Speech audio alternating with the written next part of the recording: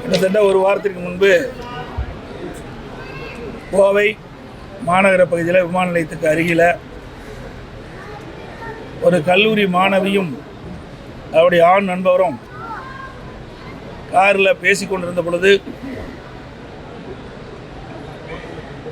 போதை ஆசாமிகள் 3 பேர்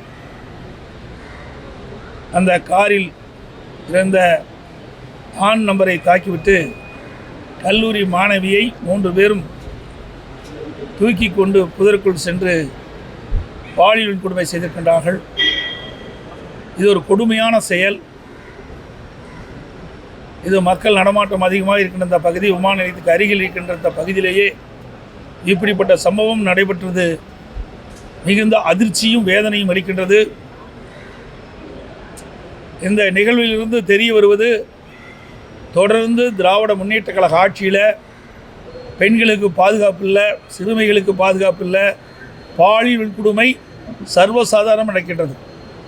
குற்றச்செயல் ஈடுபடுகின்றவர்கள் கொஞ்சம் கூட அச்சமில்லாமல், காவல்துறையிடம் பயம் இல்லாமல் இப்படிப்பட்ட தொடர் நிகழ்வுகள் தமிழகத்திலே நடைபெற்று கொண்டிருக்கின்றது. அரசாங்கம் இருக்கின்றதா என்ற ஒரு கேள்வி மக்களிடத்தில் எழுப்பி இருக்கின்றது. தமிழகத்தில் சட்ட ஒழுங்கு அடியோடு சீர்கெட்டு விட்டது என்பது இந்த நிகழ்வு மூலமாக தெரிய வருகிறது. அதோடு நேற்றைய தினம் விழுப்புரம் மாவட்டம் திண்டிவனத்தில் ஒரு மாணவனும் மாணவியும் காதலித்து அவள் அந்த பகுதியிலே இருந்து கொண்டிருந்த பொழுது காவலர்கள் அவளை விசாரித்து அந்த மாணவனை அனுப்பி வைத்துவிட்டு அந்த மாணவியை பாலியல் கொடுமை செய்திருக்கின்றார்கள். இன்றைக்கு காவல்துறை மக்களுக்கு பாதுகாப்பு அளிக்க வேண்டும். அதுக்கு மாறாக இப்படிப்பட்ட பாலியல் கொடுமை ஈடுபடுவது மிக மிக கொடூரமான செயல். இந்த ஆட்சியில் பெண்களுக்கு பாதுகாப்பு இல்லை என்பது தெல்ல தெளிவாக தெரிகின்றது.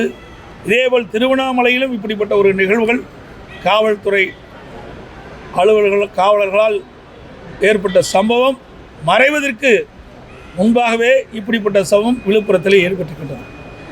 தமிழகத்தில் காவல்துறை ஒன்று இருக்கின்றதா, அப்படி அது இருந்தாலும் மக்களுக்கு பாதுகாப்பு கொடுக்கின்றதா என்ற நிலைதான் இன்றைய தினம் இந்த ஆட்சியிலே பார்க்கப்படுகிறது.